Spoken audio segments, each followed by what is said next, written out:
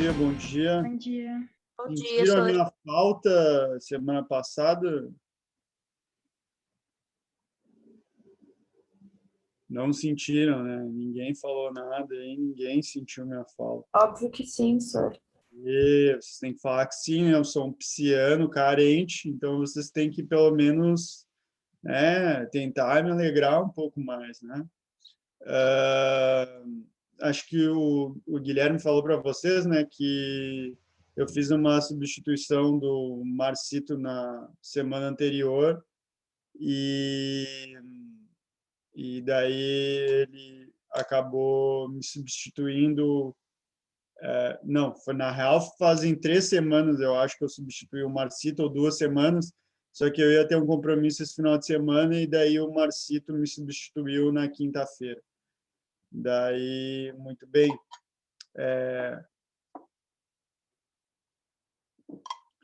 Queria dizer para vocês também, a todos que postaram dúvidas lá no, não sei como é que se chama, o fórum lá, Fórum da Liberdade do Portal Solução, que vocês perguntam dúvidas e tal lá no site, eu respondi todas já.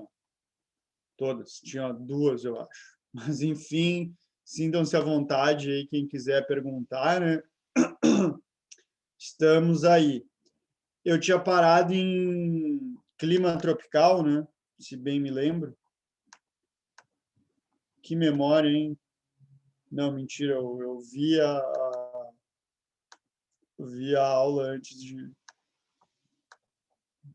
de dar essa aula para lembrar o que eu falei.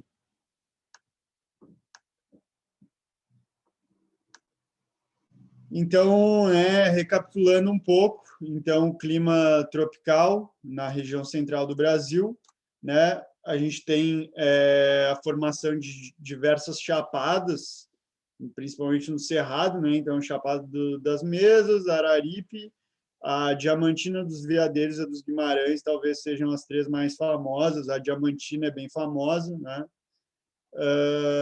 Enfim, é um relevo. O das Chapadas é um relevo que ele tem uma planície, tu tem um planalto, né? E ele acaba sendo um relevo que muda muito rapidamente, abruptamente, a sua altitude, né? E a gente vai ter uma planície feita por sedimentos que foram erodidos desses planaltos mais altos, que podem chegar de 600 até 1.000 metros de altitude, tá certo? Então, lá a gente tem 2 estações bem definidas, né? O inverno e o verão.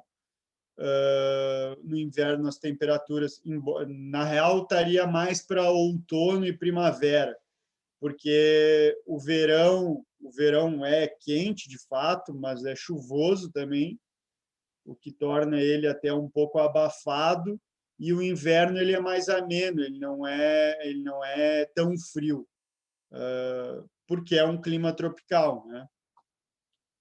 Só um minutinho. Deixa eu ver aqui.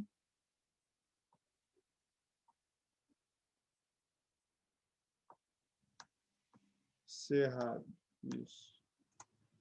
Então, ali, ó, a temperatura média anual fica em torno de 18 graus, que é uma temperatura média anual alta até.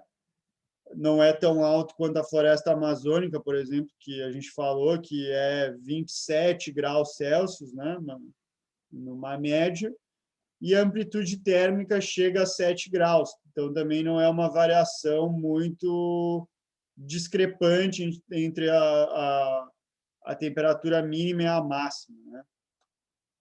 Justamente por ser um clima tropical, né? Então, a gente tem aqui, ó, os climogramas das principais cidades desse clima, né? Então, justamente os meses mais secos são os meses de inverno, ó. Então, aqui, ó, junho, julho e agosto, ó, tanto em Brasília, em Goiânia, em Cuiabá, tem médias pluviométricas muito baixas, né? E em Campo Grande chove um pouco mais, mas ainda assim junho, julho e agosto são os meses que menos chovem lá. Tá? Deixa eu ver aqui, ó, falaram no chat. Falando em tropical, viu que na África está se abrindo um novo oceano, não vi isso aí, que loucura. Onde que é? Vocês se recordam? No Golfo. Vou pesquisar depois. Mas não vi, não. No Golfo. No Golfo Africano. Bueno, falando em África, né, a gente tem o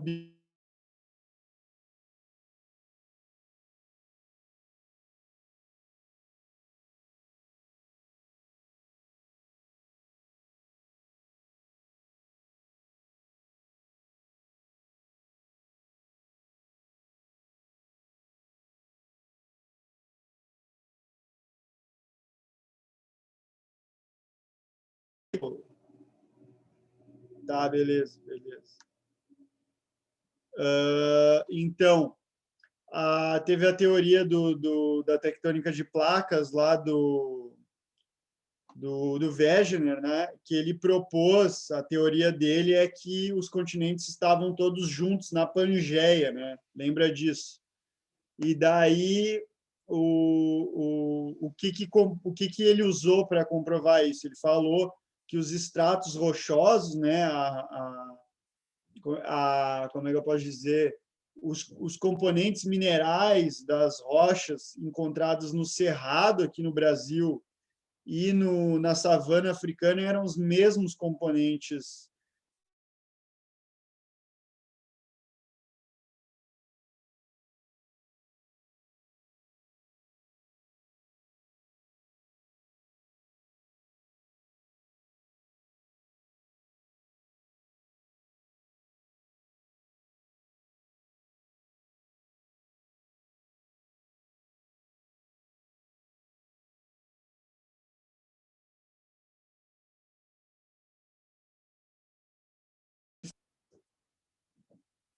Tá dando uns pau na internet, né? É que tá chovendo muito aqui. Já a situação já não é boa, né? Daí a aula de geografia já botam no dia do temporal, né? Bom, vamos indo até que dá, né? E se não der, a gente dá um jeito também, né? Vamos voltar aqui. Vocês pegaram tudo que eu falei da teoria do Wegener lá, de quando ele... Voltou o som? Voltou? Tá. Então, a teoria do Wegener, né, ele falou que os estratos rochosos eram muito similares no Cerrado e na savana, por isso que é considerada, o Cerrado é considerada a savana africana. Então, o segundo maior bioma brasileiro, 23% do território brasileiro, está ali no Cerrado, e ele é justamente uma transição, né, como eu falei semana passada, dos outros climas do Brasil, né, dos outros biomas, aliás, do Brasil. Então, a Mata Atlântica, que está ali, a Mata Atlântica que está no leste do Cerrado, a gente tem a Mata dos Cocais, ali em Maranhão, Piauí, aqui no norte, né? A Caatinga, que está no nordeste aqui, a floresta amazônica, que está no norte, e também temos os pampas e a floresta de araucárias aqui no sul. Tá? Então, as plantas têm aparência seca, arbustos e gramíneas, em geral, né? Então, não é uma região com uma vegetação abundante, como, por exemplo, a Mata Atlântica ou a Floresta Amazônica, mas, de fato, tem uma grande biodiversidade. Tá? Ali, ó, o avanço da fronteira agrícola o Cerrado sofre com o avanço da fronteira agrícola, e é o bioma menos protegido de todos os biomas brasileiros. Então, ali, ó, o Cerrado ele sofre com monocultivo, ó, então, problemas ambientais, a gente pode citar as queimadas provocadas intencionalmente por grandes proprietários de terra, grandes fazendeiros, né? E, além disso, o agronegócio também acaba sendo um enclave ali, um problema nessa região do Cerrado, porque acaba desmatando a vegetação original, né? Então, tu vai para o Cerrado hoje em dia, tu não consegue ver essa vegetação nativa que tu via anos atrás, de arbustos, de gramíneas, né, de aparência seca. Hoje em dia está tudo tomado por grandes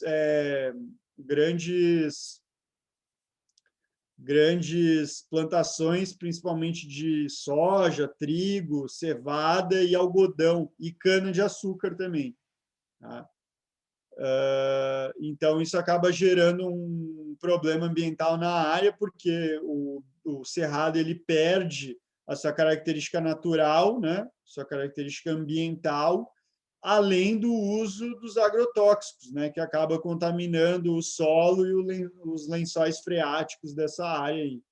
Tá? Então, o Pantanal, eu vou botar tudo na tela aqui, e daí fica mais fácil. Menos o último, né? O último é surpresa. Então, o Pantanal está localizado na bacia do Paraguai, do Rio Paraguai, né? Mais ao norte do Rio Paraguai. 1% do território nacional faz parte, aliás, o Pantanal faz parte de apenas 1% do território nacional, e 7% de todo esse território em vermelho aqui que vocês estão vendo, só 7% são reservas bioambientais ou reservas ambientais, enfim, como tu preferir chamar. Só um minutinho. O Cerrado, pergunta se o Cerrado é um hotspot, a gente vai falar sobre isso no final da aula. Então, aqui, ó, bom, desses 7% que estão dentro de reservas, são protegidas pela lei, ambientalmente protegidas, né? É muito pouco, 7%. Né? Então, a ONU ela recomenda que haja pelo menos 17% dos ecossistemas terrestres protegidos dentro de áreas ambientais. No Brasil, então, a gente só tem 7% dentro do Pantanal. Tá? Então, o Pantanal ele é composto de planícies alagáveis, né? Deixa eu botar aqui desse lado. De planícies alagáveis, então é a maior área úmida continental do planeta. O solo é predominantemente arenoso, né? Então é um solo pobre em nutrientes, e a atividade econômica ela é basicamente a pecuária extensiva, o gado criado solto, né? E o turismo também, né? Durante muito tempo, o Pantanal foi um símbolo de agregar as atividades turísticas, as atividades extrativistas, principalmente voltada à pecuária e à preservação ambiental. No entanto, dos últimos, sei lá, 20 anos para cá, 15 anos para cá, tem sofrido com um aumento da pecuária, e, obviamente, aumenta a pecuária, aumenta também a utilização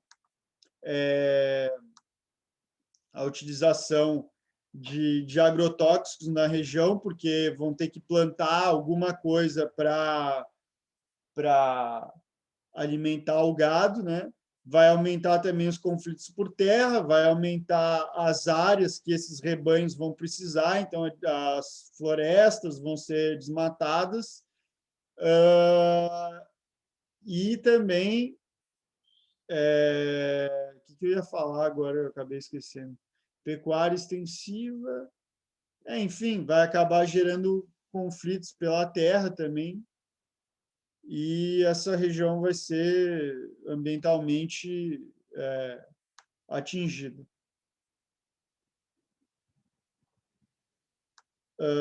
Pergunta aqui, a região do Mato Grosso do Sul, próxima do Pantanal, vive de pesca ou de agricultura? Então, eu não saberia dizer se é exatamente pesca ou agricultura, mas a pesca é bastante considerável nessa região, assim como a agricultura, principalmente de gêneros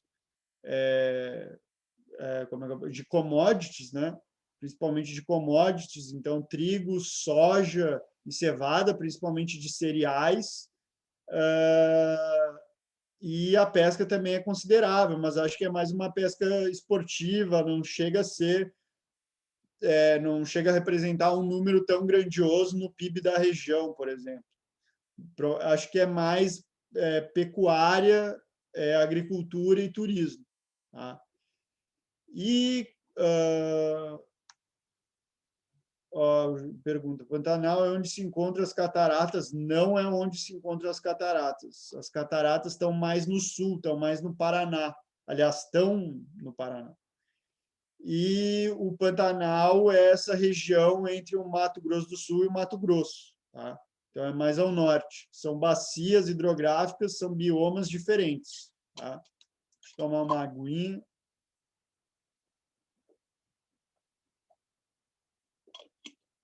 Então, quanto aos problemas ambientais, a gente tem ali um período de seca e um período chuvoso no Pantanal. Então, isso que aconteceu o ano passado, acho que foi, período de seca, expansão do desmatamento, também é um problema ambiental, o agronegócio, as queimadas também são um problema ambiental da região, e talvez até o governo seja um problema ambiental da região, o atual governo, pelo menos. Os outros também eram problemas, né? Geraram problemas ambientais, mas enfim. Ano passado, deixa eu ver o que estão falando, as queimadas naturais são favoráveis para o cerrado. Deixa eu só falar isso aqui, daí depois eu respondo essa pergunta, porque que eu tenho para falar talvez vá de encontro com essa pergunta que fizeram sobre as queimadas. Então, olha só, ano passado todo mundo viu, todo mundo sabe os problemas ambientais que o Pantanal estava passando, com as secas, com as queimadas. Inclusive, deu uma queimada muito grande que chegou a deixar o dia de São Paulo totalmente escurecido. Vocês lembram disso, né? Então, de fato, esse bioma ele enfrenta uma das piores secas da história, né? E ele tem o pior momento, o pior período registrado desde o fim dos anos 90, se tratando de queimadas. Tá? Então, nos primeiros meses, nos primeiros 6 a 7 meses do ano passado, o principal do rio do Pantanal, que é o Rio Pantanal, ele ele atingiu o menor nível em quase 5 décadas. O menor nível da água está abaixo do mais baixo nível. Né? Então, a chuva naquela época do ano passado também foi escassa, mas, de fato, não haver chuva é uma coisa normal, porque o Pantanal vive um momento de chuva e um momento de seca, né? Um momento de enchentes, digamos assim, né? Onde os rios enchem e acabam atingindo as suas planícies alagáveis, né? E também tem um período de retração do rio, digamos assim, que é o período seco. Tá? A gente ainda não pode afirmar que tudo isso é em decorrência do aquecimento global, porque a gente precisa que esse fenômeno aconteça mais periodicamente, mais frequentemente, para tu afirmar com certeza que é uma consequência do aquecimento global. Né? A gente não tem como afirmar com todas as letras isso. Tá? Então, de fato, a chuva foi escassa, o desmatamento cresceu, os incêndios também aumentaram, a fiscalização por parte do poder público, né, segundo entidades que atuam na região, que atuam na preservação desse bioma, também diminuiu. Né? Então, como diminuiu a fiscalização, tu não consegue saber onde qual a causa exata da queimada, por exemplo. Porque como está muito seco, tu faz uma fogueira ali, por exemplo, pode ser só uma puta de uma queimada, pode ser só um agricultor que fez um peixe na brasa ali, fez um churrasco no chão, porque estava, sei lá, cavalgando na propriedade dele há vários dias, e ele não apagou direito a fogueira, e o fogo deu um vento ali, as cinzas se espalharam e começou a pegar fogo na vegetação que estava muito seca, né? Ou pode ser por causas ilegais, de fato, que é a coivara, que a gente não viu ainda o que é a coivara, mas a coivara é uma prática dos agricultores de tacar fogo nas pastagens para renovar elas para o gado, tá? Então, como não tem fiscalização, é muito difícil tu punir alguém por isso, tá? Inclusive, ontem, se eu não me engano, saiu lá eu não vi muito bem a notícia, saiu o Ricardo Salles, né? Aquele escroque lá do Ministério do Meio Ambiente, né? E, por um lado, é bom, porque ele é um escroto, né? E, por um lado, é ruim, porque pode vir um pior, né? E as naturais, tá? Já vou falar disso, tá? Ó, eu tenho uns dados aqui que eu trouxe. Então, quanto aos problemas ambientais do Pantanal. A seca foi a menor marca em 47 anos. Quer dizer, foi a seca, a maior marca de seca, né? Não se via uma seca desse nível há 47 anos na região. Então, no final do período do ano passado, quando ainda tinha esse problema da seca, era considerado um período de cheias na região, o que é um problema. Então, teve uma média, o rio ele tem uma média de ter 5,6 metros de profundidade no lugar que eles medem, né? Em 2020, esse rio chegou a 2,10 metros. Então, de 5,60 metros para 2,10 metros é um nível considerado. Um rio baixar mais de 2 metros de altura, quase 3 metros de altura, é porque tem coisa errada. Se ainda é o período chuvoso, né? Se ainda é o período de cheia. Então, alguma coisa está errado nisso, né? De 5,5 metros para 2 metros, né?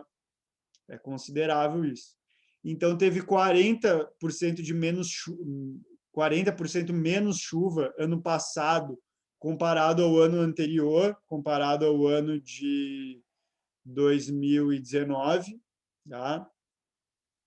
E, como eu falei, a gente ainda não pode dizer que tudo isso é reflexo do aquecimento global que vai ocorrer até 2050, até 2100, né? Esses períodos de seca extrema, eles acontecem em anos isolados no Pantanal, então precisaria de mais anos acontecendo esse mesmo fenômeno para afirmar que faz parte das mudanças globais que são estimadas até 2100, por exemplo, até 2050. Além disso, o ano passado foi um ano de laninha, que acaba tendo menos precipitação nas áreas continentais aqui do Brasil, por exemplo, tá? Então, o laninha ele durou de setembro de 2020 a janeiro desse ano de 2021. Então, agora já começa a ter mais chuvas no Pantanal, né? Então, outra coisa aqui, ó, a Organização Mundial de Meteorologia afirma que o planeta vai sofrer com secas até 2024. Falta de chuvas no Pantanal é devido à degradação na Amazônia, por causa do aumento do desmatamento. Então, tendo menos mata, tendo menos floresta na Amazônia, isso vai contribuir para que tenha menos evapotranspiração da floresta e, consequentemente, menos chuva no Pantanal. O Pantanal é uma região que faz fronteira ali com a Amazônia e o regime de chuvas do Pantanal está todo ligado à floresta amazônica. a floresta amazônica praticamente, né? Então, o impacto do bioma amazônico, da floresta amazônica, tem um impacto direto no Pantanal, né? Deixa eu tomar mais uma água. Vocês estão entendendo? Tá, beleza. Quanto ao desmatamento, tenho mais dados aqui, ó. Então, o Pantanal, ó, já foi desmatado 16,5% do total do bioma. 16,5%. 40% desse desmatamento ocorreu de forma ilegal, tá? Certo? Então, 40% de forma ilegal. E quanto ao agronegócio, 15%, olha que coincidência, 16 pontos.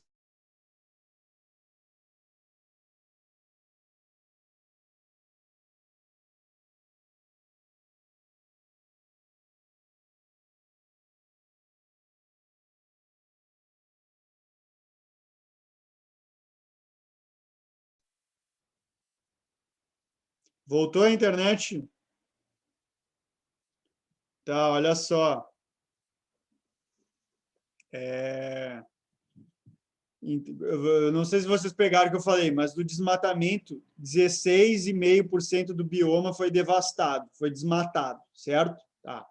E quanto ao agronegócio, o agronegócio ele ocupa 15% da área original do bioma. Então, será que tem alguma coincidência desses 15% com os 16% da área desmatada? Não sei, talvez tenha, né? E desses 15%, né, que o agronegócio ocupa, foi convertido para pastagens de gado, a área do Mato Grosso representa uma importante fronteira agrícola, que a gente chama, que é por onde o agronegócio está entrando na floresta amazônica, tá? Então, tem um cinturão. Então, a área mais desmatada do Pantanal é justamente essa área do norte do Pantanal, tá? No Mato Grosso. E a área mais devastada da floresta amazônica, é justamente a área que faz fronteira com o Pantanal, no sul da floresta amazônica, mas também tem outras áreas que têm um foco de desmatamento ali no estado do Pará, que a gente viu nas aulas passadas, que o estado do Pará é o estado que onde mais tem desmatamento na Amazônia, né? Então, essa área é uma fronteira agrícola, né? Principalmente para o cultivo do gado e o plantio de grãos, né? Soja, cevada e trigo, e milho, tá?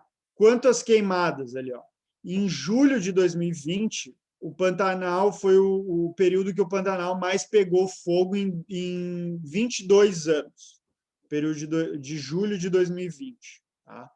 Então, foram 1.684 focos de incêndio, tá? Enquanto no mesmo período, no ano anterior, foram 494 focos de incêndio. Ou seja, são ali, ó, são 1.200 focos a mais de incêndio. Mais que triplicou, né, os incêndios no Pantanal. Se tu pegar o período de janeiro a julho de 2020, foram 4.200 focos de incêndio. Se tu pegar o mesmo período de janeiro a julho de 2019, do ano anterior, foram 1.470 focos. Então, de 1.400 para saltar lá para 4.200, tem alguma coisa errada, né? O fato é que não tem fiscalização lá no IBAMA, CMBio e tal, não tem verba para fiscalizar a região. Isso é intencional? Sim, né? Óbvio. Está no plano de governo desse ser ali que se elegeu, né? Então, tá, agora o que... deixa eu ver quem é que falou aqui. A Bruna e o Gabriel falaram das queimadas naturais, tá? Então, olha só, muitas dessas queimadas que a gente tem na floresta, no Pantanal, ocorrem pelo fator humano, né? Incêndios naturais, os incêndios naturais, eles ocorrem devido a raios. Quando é que tem raio? Quando chove muito, né? Sim ou não? Sim, né? Então, quando chove muito no período, lembrando que é uma vegetação seca no Cerrado e no Pantanal ali também. Né? Então, a gente tem, de fato, a planície inundável do Pantanal ali, as áreas mais baixas, mas o resto também é uma vegetação bastante seca, né? Comparando. Então, no período chuvoso, que chove muito e tem bastante raio nessa região, porque é uma região tropical que tem bastante incidência de raios, os raios, quando eles atingem o chão, eles acabam atingindo essa vegetação muito seca e o fogo acaba se alastrando. Mas como é um período chuvoso, que chove logo na sequência, esses incêndios acabam sendo finalizados pela própria natureza, pela própria chuva, né? Então, como eu estava falando, muitos dos incêndios ocorrem pelo fator humano, a gente tem incêndios naturais nessa região, mas muitos dos incêndios também não são criminosos nessa região. Como eu falei, acaba sendo algum pescador, algum agricultor que faz uma fogueira ali em algum lugar, não apaga o fogo direito, e esse fogo, com o vento, acaba se alastrando e como a vegetação está muito seca, então acaba se alastrando com facilidade. Né?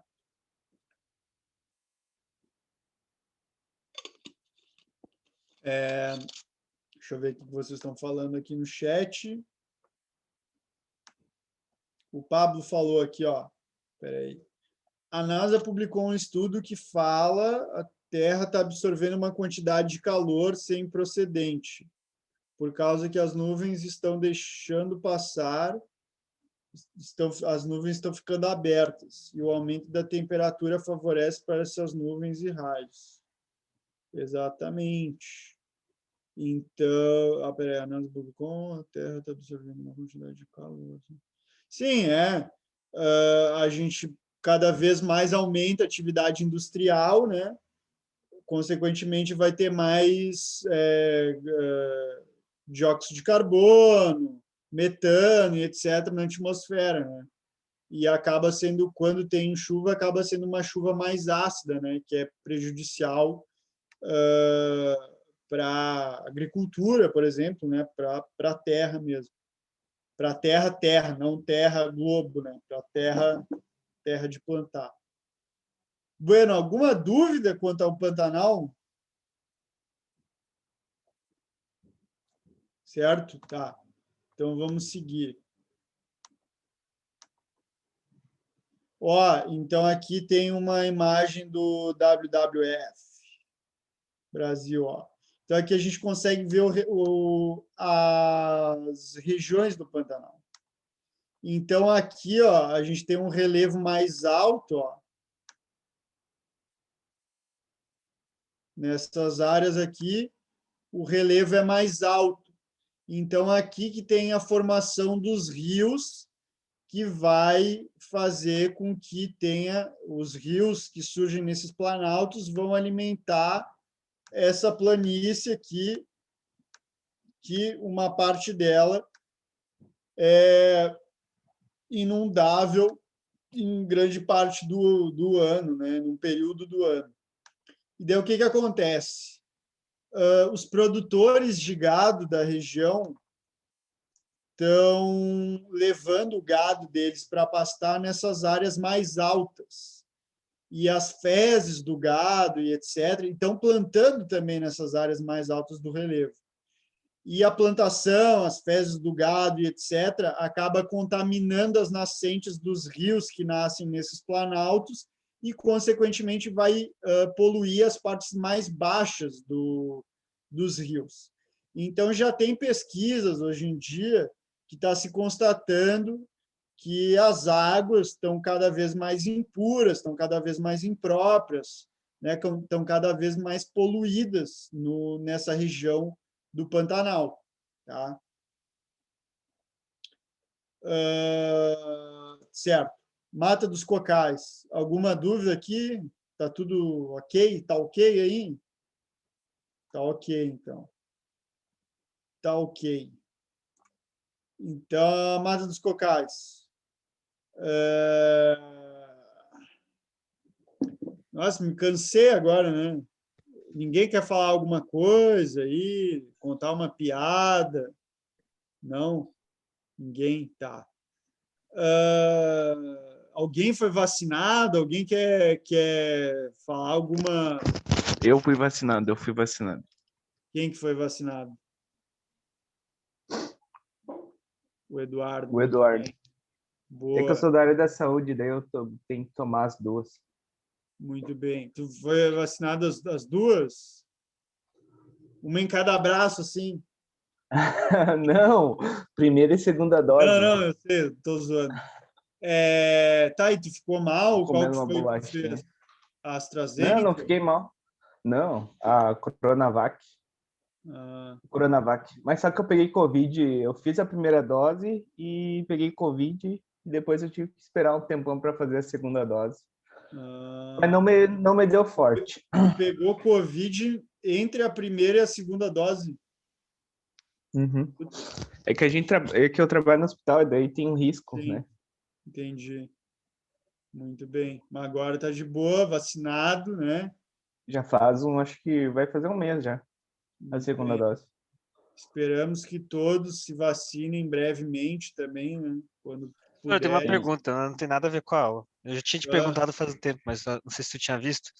É sobre aquelas ilhas que de dia elas elas aparecem, de noite elas ficam imersas.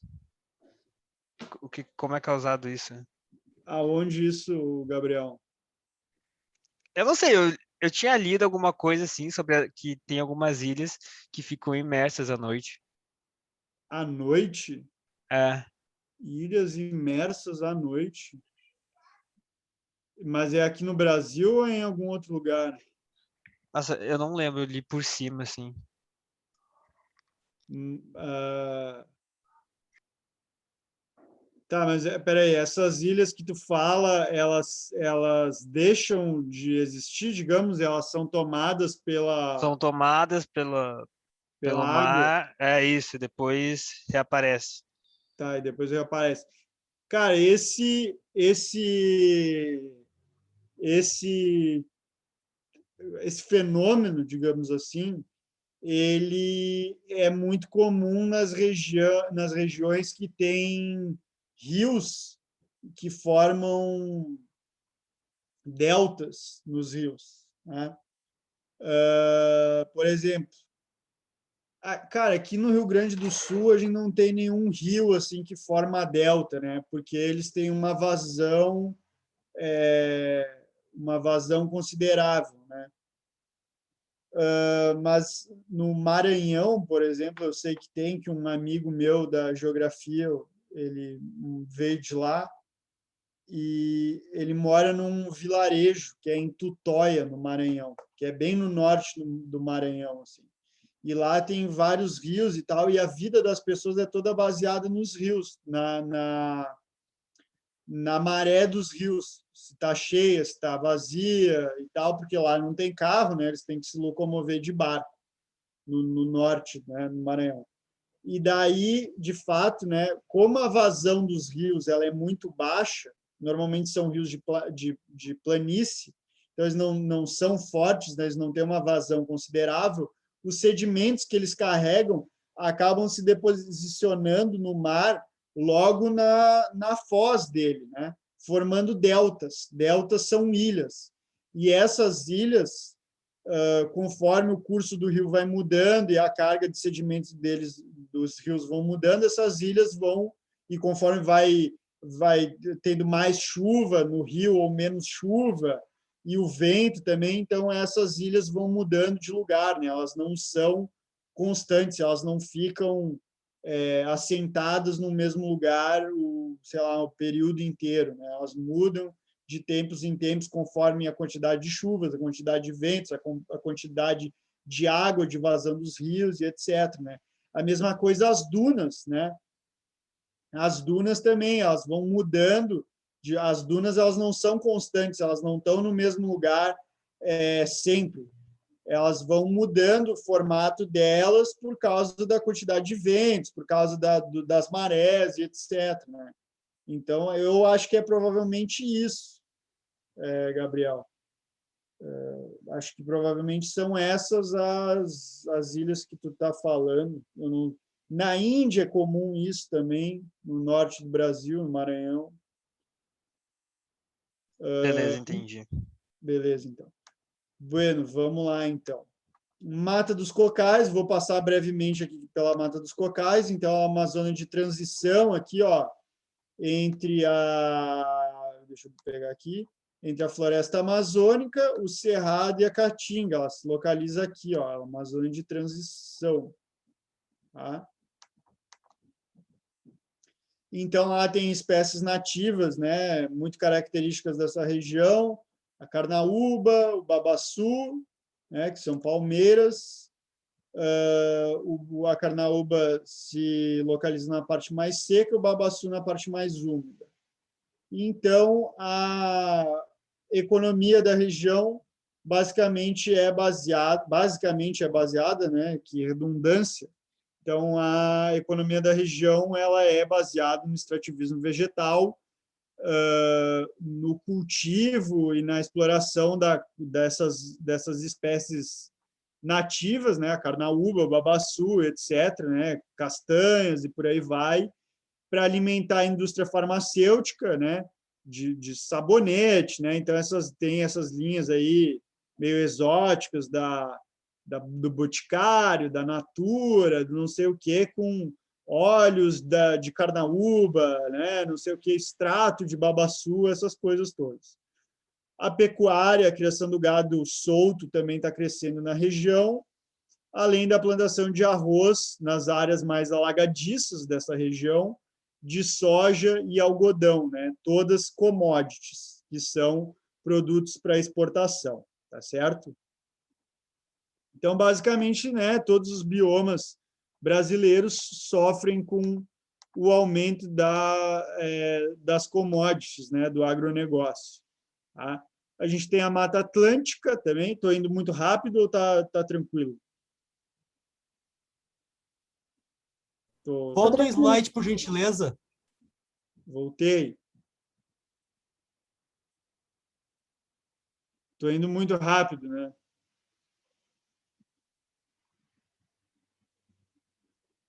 Podem dizer se eu estou indo muito rápido, tá? Não se envergonhem, por favor. Tá de boa? Tá. Pode ir. Posso? Tá. Muito bem.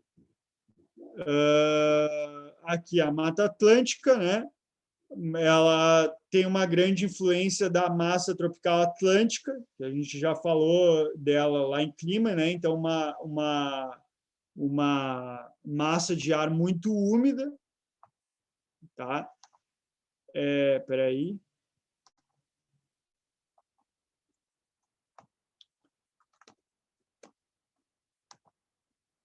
Aqui, espera aí.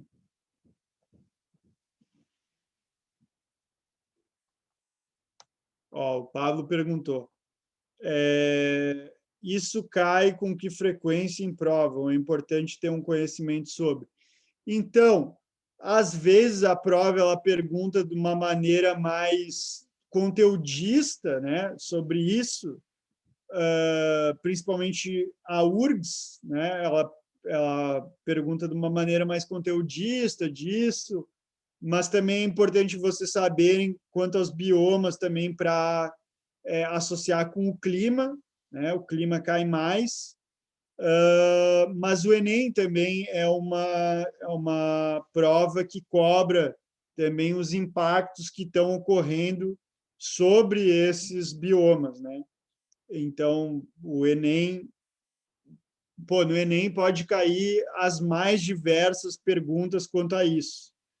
Mas provavelmente eles devem ficar na tecla dos impactos ambientais que esses biomas sofrem ou que algum bioma em específico sofre, né?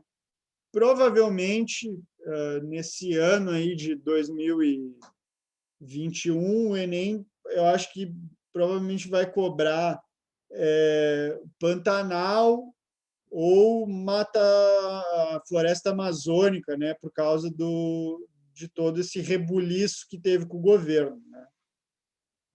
Mas agora também o governo ele está com uma tentativa de boicotar certas coisas no INEP, lá, que é o órgão que organiza o Enem. Então, talvez é um pouco imprevisível a gente dizer como é que vai cair, né? Porque pode ser que o INEP queira se isentar de questões mais políticas, digamos, né? O que não é política, é uma causa ambiental, né? Não tem nada de político nisso, ou tem também, né? Vai saber. Ou pode ser que o Enem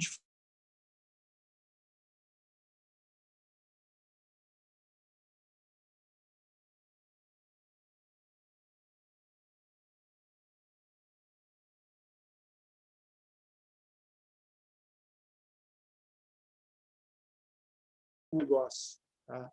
Então, provavelmente, eu aposto muito. Espera aí que a internet deu uma falhada, voltou. Estão me ouvindo? Tá. Então, eu aposto que o Enem vai cobrar uma dessas três coisas. Ou as queimadas, aliás, duas coisas, né? Desmatamento e queimadas, talvez associadas, e também o agronegócio, né? O aumento do agronegócio nessas regiões que têm um impacto social de conflitos por terra, de pequenos proprietários de terra, de pequenos camponeses, ou mesmo de indígenas com grandes proprietários. Certo? Entendeu, Pablo? Tá. Então, fique ligado nas notícias aí, né? Que é sempre Ô, muito professor, bom. Oi. tu viu que o ministro Ricardo Salles saiu? Vi. Vai entrar um bem Não, legal também, né? esperamos que não venha um pior, né? O Esperamos que não cara, venha um pior. o cara atuou já em 23, atuou em entidades ruralistas por 23 anos, novo ministro do Meio Ambiente. Bem tranquilão. Pois é. O Ricardo Salles tinha um monte de denúncia de quando ele era secretário do Meio Ambiente em São Paulo também, né? Mas, enfim, não, com certeza esse novo ministro do Meio Ambiente vai fazer jus ao governo, né? Não é à toa que já tem 22 processos ali de... Não, já atuou em 22 entidades ruralistas, né? Enfim. Desculpem aí se eu me manifesto muito politicamente, tal, mas, né, enfim, não tem como se desassociar. Pensa no Rastafari ali, que está tranquilo na beira do mar, né, na beira do Atlântico, né? Enfim, vamos ficar zen agora, que nem o Rastafari ali, que está na beira do Atlântico.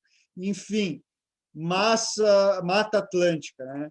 Tem influência da massa tropical atlântica, atua principalmente do Rio Grande do Norte até o Rio de Janeiro. Mas, professor, por que não atua aqui no litoral atlântico aqui de Santa Catarina, Paraná e Rio Grande do Sul? Por que não atua? Alguém saberia me dizer por que não atua aqui?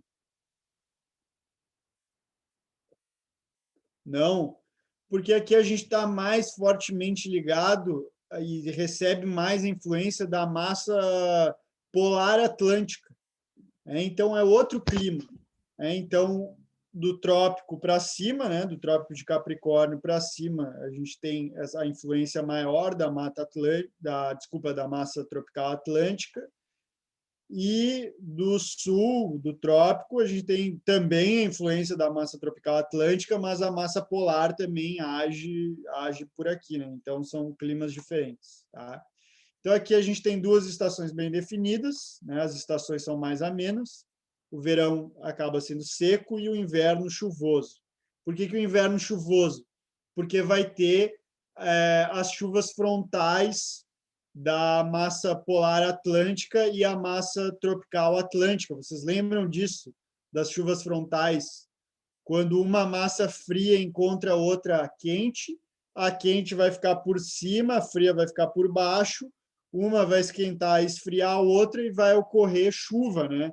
Então, a massa tropical atlântica é uma massa muito úmida e quente, e a massa polar atlântica é uma massa também fria e muito úmida. Então, as duas vão se encontrar e vai ter esse choque, o que vai liberar toda a umidade que elas contêm, né? Então, chuvas frontais. Por isso que como a massa polar atlântica atua mais durante o inverno nessa região acaba sendo mais chuvoso. Certo? Ficou claro? Show! Então, as temperaturas podem variar de 18 a 26 graus de média, né? 18 graus mais aqui no Rio de Janeiro, São Paulo e tal, e 26 graus mais no Nordeste, tá? O índice pluviométrico é bastante alto também, cerca de 1.500 milímetros cúbicos ao ano, tá? Então, a gente tem aqui os climogramas das cidades, tá? Então, Recife, Aracaju, Rio de Janeiro, vocês podem ver que acaba sendo bem diferente das cidades aqui, ó, do Nordeste, né? Aracaju, Recife e Salvador. O climograma acaba sendo diferente da cidade do Rio de Janeiro, ó. Então, tanto quanto as temperaturas, quanto ao índice pluviométrico nas barrinhas azuis ali.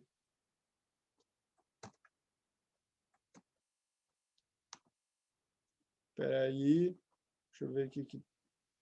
Chat. Ué, por que eu não consigo abrir o chat aqui?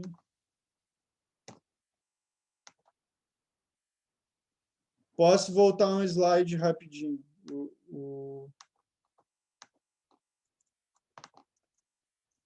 Esse aqui.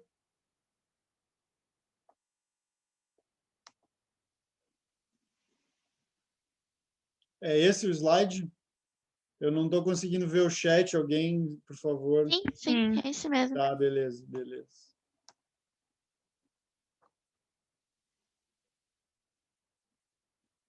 Pronto.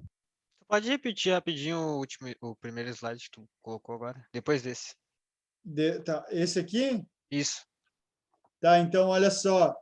Aqui, ó, eu falei aqui que a temperatura, né, a temperatura média anual varia da região. Então, 18 graus de média de temperatura é mais focado aqui no Sudeste, Rio de Janeiro, São Paulo, por exemplo, Espírito Santo, e 26 graus, né, mais no Nordeste, né? Quanto mais próximo da linha do Equador eu vou nesse clima, mais quente vai ficar a temperatura média, né? Então, aqui os climogramas acabam sendo bem diferentes, né? Se eu comparar as cidades do Nordeste, como, por exemplo, Salvador, Recife e Aracaju, se eu comparar com o Rio de Janeiro, né? Então, aqui, ó, por exemplo, Recife, que está mais ao Nordeste, a gente tem as maiores médias pluviométricas, né, a maior precipitação entre junho e julho aqui, ó. Junho e julho tem as maiores precipitações. E as temperaturas aqui também mais baixas, né, entre junho, julho e agosto. No entanto, quanto mais para o sul eu vou indo, aqui a média da precipitação, ó, aqui em Aracaju já vai ser em maio a maior parte da precipitação. E Salvador, que está mais ao sul ainda, a maior parte da precipitação vai ser entre abril e maio, tá? E no Rio de Janeiro, a maior parte da precipitação já vai ser dezembro e abril ali também, tá? Então, muda as latitudes, vai mudar também, né, todo o climograma da cidade, né? Vai mudar a temperatura, vai mudar o índice de precipitação e tudo mais, tá? Então, a Mata Atlântica, outro bioma aqui. Então, floresta tropical, né, localizada no litoral do Brasil. São 17 estados que têm a Mata Atlântica. Hoje, estima-se que tenha a Mata Atlântica preservada entre 1 a 5% da mata original, né? Foi o bioma mais devastado do Brasil. Tá? Deixa eu botar aqui. Ó. Professor, eu só não entendi uma coisa. Oi. Primeiro tu começou com o clima e depois tu fala Do da bioma. vegetação. Ah, Sim. entendi. Agora sim. Obrigado. É que o clima tem uma grande influência no bioma, né? Por isso que eu comecei falando do clima, que é um clima que chove muito, né? Isso que eu queria explicar. Bom, como eu estava falando, estima-se que tem de 1 a 5% da mata original. Por que tem muito pouco da floresta atlântica restante hoje em dia? Alguém saberia me dizer? Porque ela foi devastada, sim. Por que ela foi devastada? Por causa dos homens. Tudo bem aí com vocês? Eu não sei. Por causa que os homens foram para essas cidades, a concentração populacional. Exato. Por onde é que chegaram os colonizadores europeus? Pelo litoral. Pelo litoral. Então, digamos, não natural, mas, enfim, foram onde eles chegaram primeiro e foram onde eles ocuparam primeiro. Então, essa região litorânea é ocupada desde 1500, né? Então, obviamente, essa região vai ser a mais devastada ambientalmente, né? Fazia tempo que eu não sentia um frio na barriga assim, putz. Mas tá tudo bem aí com vocês? Foi a mãe de alguém aí? Muito bem. Tá. Ou foi áudio de WhatsApp? Tá, ó. Então, clima tropical úmido, né? Chove bastante, como eu falei. A Mata Atlântica é considerada um patrimônio mundial, segundo a Unesco. Atualmente tem um crescimento de 12% da área florestal, então tem grandes tentativas dos governos e tal para preservar e para fazer com que essa área da Mata Atlântica cresça, né? Então, a gente tem, por exemplo, aqui, ó, nessa imagem aqui embaixo, o Parque Nacional da Tijuca, que é uma área no meio do Rio de Janeiro, totalmente preservada, né? É uma unidade de preservação ambiental, né? No Rio Grande do Sul também a gente tem áreas de preservação dessa mata, né? Inclusive aqui, peraí, ó, no clima subtropical, deixa eu ver um negócio aqui. Tá. Professor, esses slides estão onde?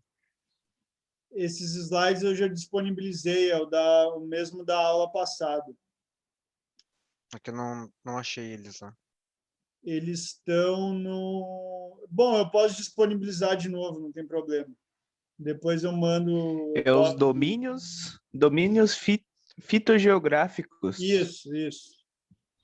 Só me tira uma dúvida. Aqui na minha ordem do meu caderno está vegetação e domínios morfoclimáticos. Sim. Nós estamos nesse conteúdo agora. Isso, domínios morfoclimáticos. O domínio morfoclimático ou fitogeográfico é basicamente a mesma coisa. Tá bem. Certo? Sim. Tá.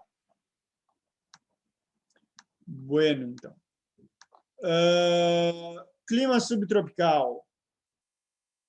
Então, ao sul do Trópico de Capricórnio, né, chuvas regulares, né, no ano inteiro, principalmente chuvas frontais, 80% das chuvas aqui do Rio Grande do Sul, por exemplo, e da região sul, são chuvas frontais, né, quando tem o choque da massa polar e da massa atlântica, né, então chove cerca de 1.500 a 2.000 milímetros cúbicos ao ano. Tem 4 estações bem definidas, né? A amplitude térmica a amplitude varia cerca de 10 graus, né? É a menor temperatura média do Brasil, tá? Então, aqui é um quadro do Molina Campos, um pintor que eu gosto bastante, que ele pinta essas temáticas aí do gaúcho e tal, né? Enfim, ó. Aqui a gente pode ver os climogramas desse clima subtropical, né? Então, Porto Alegre, Curitiba e Florianópolis, tá? Então, em Porto Alegre, por exemplo, ó, as maiores médias de precipitação, quando ocorrem as maiores chuvas, é justamente nos meses que está mais frio, tá? Que tem a temperatura mais baixa. Mas todos os meses chove uma quantidade considerável, ali, ó, de 100 milímetros até 140 milímetros cúbicos por mês, né? Então, é um clima que tem bastante chuva, né? E a gente tem a mata de araucárias, que é o bioma, um dos principais biomas dessa região. Então, está ali, ó, no Rio Grande do Sul, Santa Catarina, Paraná, e numa parte do Sudeste, né, nas regiões de mais altitude, em São Paulo e Minas Gerais, principalmente, né, que são os climas mais frios aqui, ó. Então, São Paulo e Minas Gerais, né, as regiões serranas desses estados. 1,2% da cobertura vegetal original, que é bem pouco, né?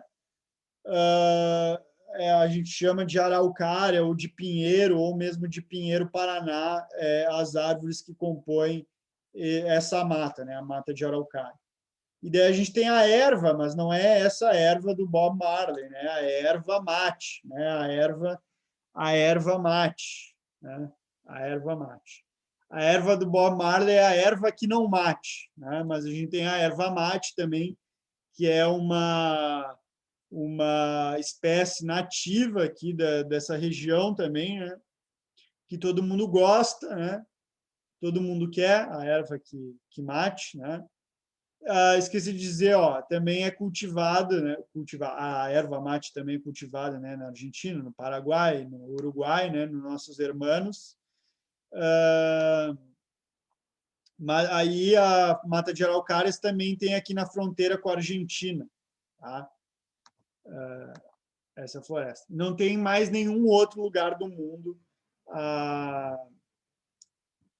a mata de araucárias, tá? Então,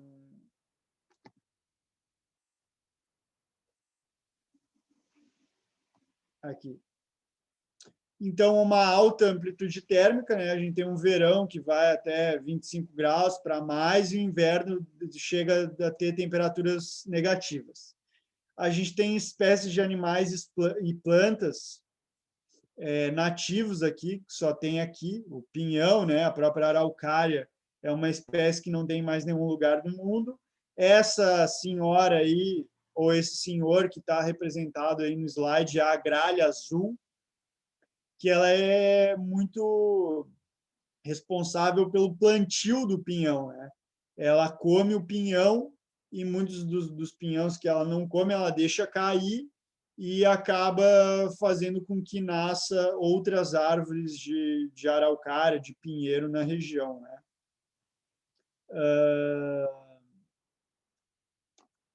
Então, aqui a gente tem o pampa também.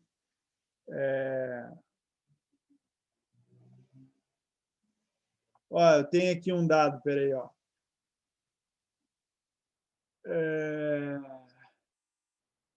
É importante destacar que muitos animais, deixa eu voltar aqui, ó, muitos animais sofrem o risco de extinção, sendo algum deles endêmicos da região. ou seja, que vivem e se desenvolvem somente nesse tipo de ambiente. As árvores que se destacam são os pinheiros, como eu já falei, né? Principal conífera, como o pinheiro paraná. Outras espécies vegetais que fazem parte da região são o imbuiá, o cedro, jacarandá, guabiroba, canela e os ipês, além da erva mate, óbvio. Então, olha, ó, a mata de araucária vem sofrendo com problemas ambientais causados pelo homem, especialmente o desmatamento, porque são essas espécies de árvores ali que eu falei, jacarandá, guabiroba, ipê, cedro, imbuiá, são espécies muito boas, né? E é muito visada pela indústria moveleira, né? Indústria moveleira que faz móveis, tá? Então, acaba tendo um desmatamento, né? Dessas espécies de árvores. Além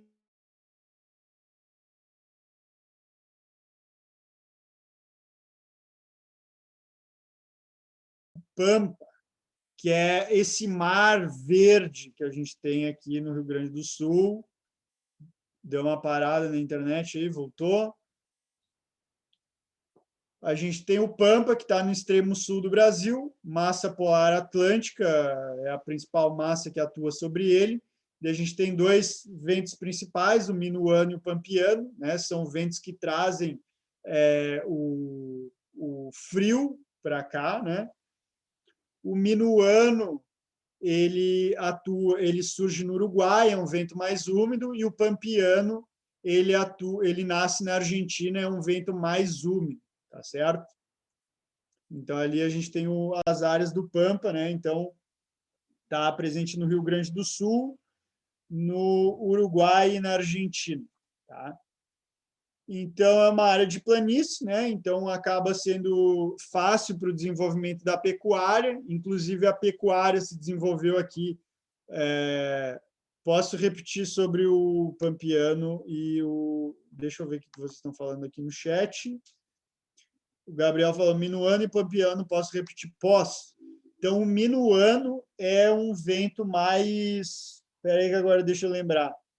O pampiano surge na Argentina e é um vento mais seco. E o minuano surge no Uruguai, é um vento mais úmido, ele surge mais no litoral do Uruguai e é um vento mais úmido. Tá? Então, o Mino e eles trazem o frio aqui para o Rio Grande do Sul. Se eu não me engano, é isso. Bom, e né, pelo fato de serem planícies, né, o Pampa, de haverem planícies no Pampa, ou coxilhas, né? Coxilhas eles falam coxilhas porque são formas de relevo que parecem coxas sobrepostas, né? Uma coxa em cima da outra, né? Então, são relevos pouco acentuados. São morros arredondados e pouco acentuados. Tu consegue ver lá longe o horizonte. Tá? Então, foi uma área, pelo fato de haverem planícies aqui, né? Então, foi uma área que se cultivou gado, né? Se desenvolveu a pecuária extensiva, o gado solto, né? Então, desde lá da época das missões, né, os padres jesuítas, né, principalmente espanhóis, trouxeram o gado aqui para o Rio Grande do Sul para cultivar nessas reduções que se chamam, né, reduções, reduzir ao catolicismo, né, reduzir os índios ao catolicismo, né, ou missões também, tanto faz, são sinônimos. E daí o que acontece?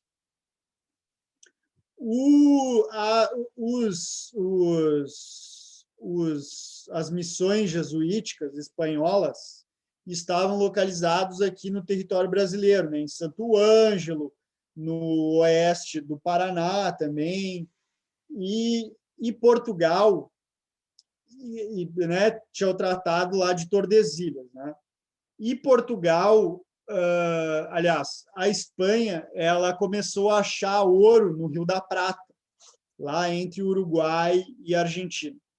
E daí a principal cidade da coroa espanhola era Buenos Aires, na Argentina, que hoje é a capital da Argentina. E Portugal ficou enciumada, porque Portugal não achava ouro, não achava prata de jeito nenhum aqui no território brasileiro. E daí eles também, porra, se esses magrão, os espanhol, eles têm direito sobre o ouro do Rio, a gente também tem, porque a gente descobriu isso aqui também, né? Onde é que está a fronteira dos lugares, né? E daí eles fizeram uma cidade em Colônia do Sacramento. Não sei se o Marcito já falou disso para vocês. Já falou? E daí os espanhóis, os portugueses fizeram uma cidade em Colônia do Sacramento, que é no Uruguai, que é bem na frente de Buenos Aires. E daí olha a audácia dos portugueses de fazer uma cidade na frente dos espanhóis, né? E começaram a explorar o ouro ali, né? E os espanhóis ficaram de cara, né? E daí os espanhóis pediram para que se cumprisse a lei do Tratado de Tordesilhas e falaram: ó, português, não pode ficar aqui é meu, né? Aqui acaba o Tratado de Tordesilhas, essa área aqui é minha, Colônia de Sacramento é meu, é espanhol. E daí o espanhol conseguiu a primeira vez pela lei, daí depois Portugal invadiu militarmente de novo Colônia de Sacramento, daí a Espanha conseguiu pela lei de novo e ficou nesse vai e vem durante 6 vezes, eu acho, se eu não me engano, foram 6 vezes que Portugal invadiu Colônia de Sacramento militarmente e 7 vezes a Espanha conseguiu recuperar pela lei a cidade de Colônia de Sacramento. Se alguém não visitou a Colônia de Sacramento, recomendo, até porque todas as vezes que eu fui para o Uruguai, eu não consegui ir para aquela merda daquela cidade. Aquela merda de cidade não, dizem que é lindo, tá? Romântico, antigo, parece um pouco com Pelotas e tal, mas todas as vezes que eu fui para o Uruguai, eu nunca consegui ir para a Colônia de Sacramento, eu tenho um certo recalque com a cidade. Mas, enfim. Então, a Espanha recuperou 7 vezes a cidade das mãos da coroa portuguesa.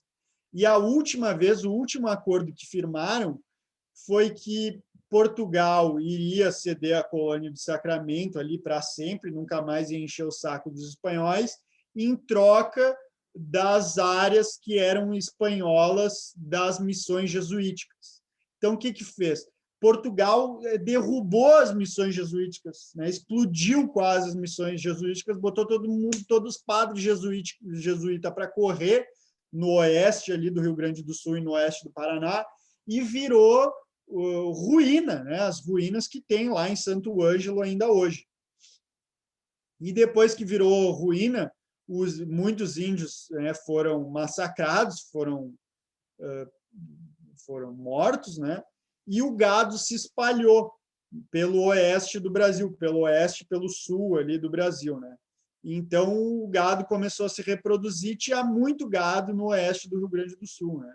Então essa herança e o índio também começou a voltar a se reproduzir ali, né? Então tinha os índios charrua que viviam nessa região do Pampa aí.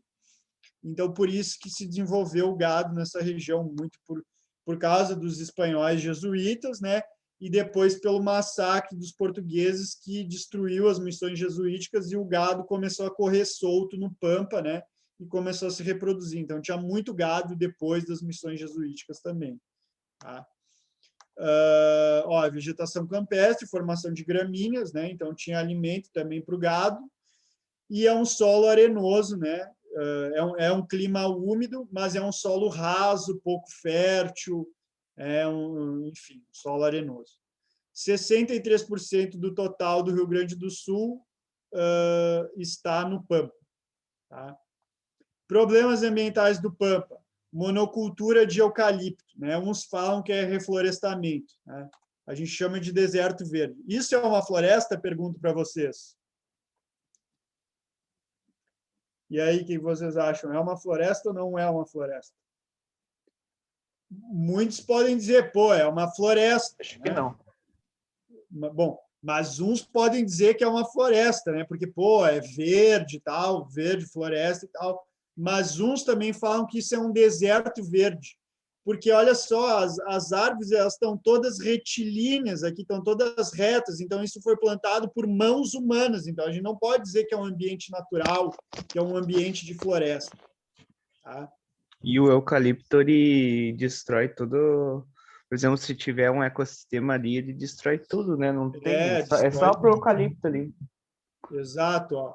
Então, muito disso é para alimentar a indústria madeireira, né, ou a indústria de papel e celulose. Então, aqui a gente consegue ver, ó, a diferença de uma floresta, né, que não é uma árvore plantada uma do lado da outra, ela se desenvolve de modos diferentes ali, e aqui, de fato, a gente tem um deserto verde, né? Então, foi plantado para a indústria, né? E os eucaliptos, ó, todas as árvores extremamente retas. Por que elas estão extremamente retas? Porque tu consegue passar com um caminhão aqui por entre elas para carregar o caminhão de toras de madeira. Tá? E olha o tamanho aqui dessas árvores. Ó, deixa eu pegar aqui uma... Aqui, ó. Olha o tamanho dessa pessoa. Essa pessoa deve ter, sei lá, 1,70, 1,80. E olha o tamanho das árvores.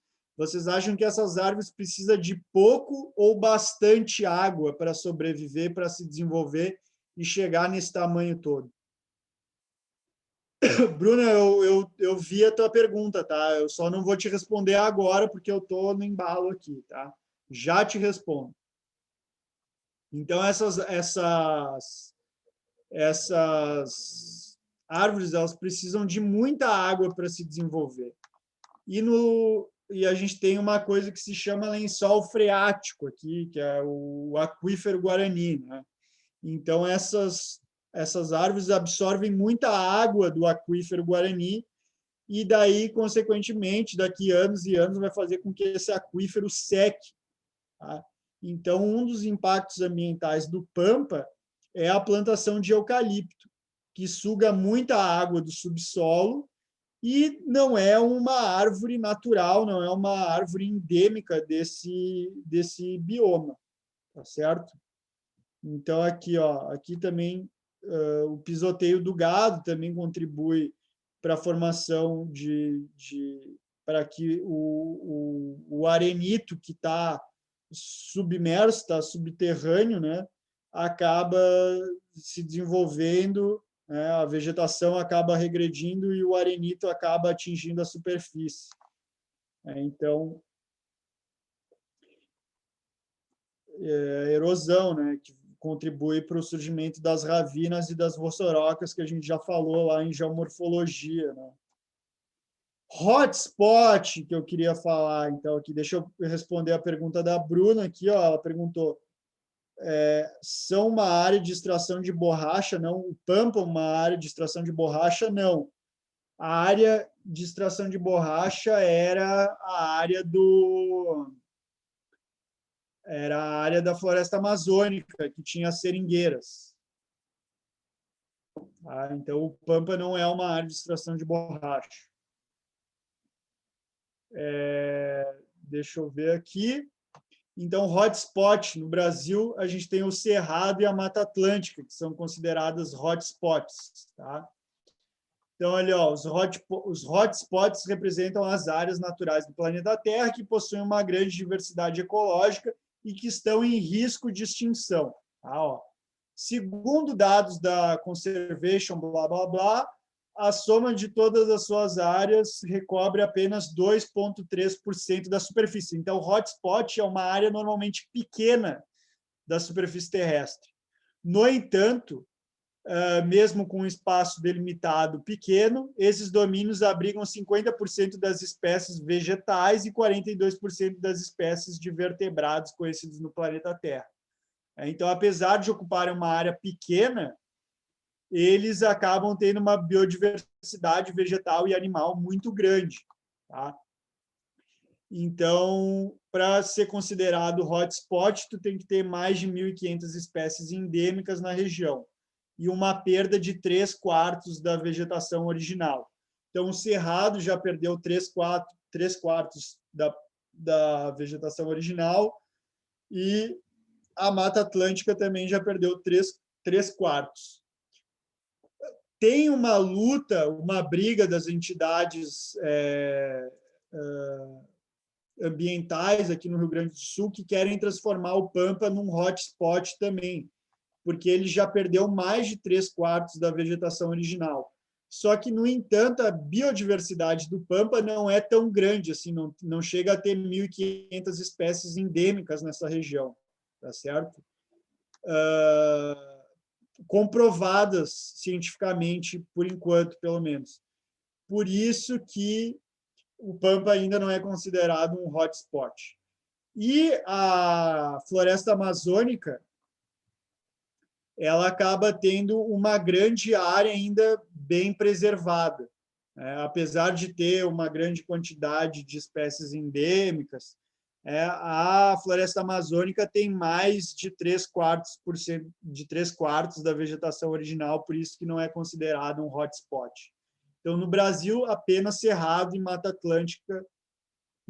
Atlântida, são hotspots. Tá?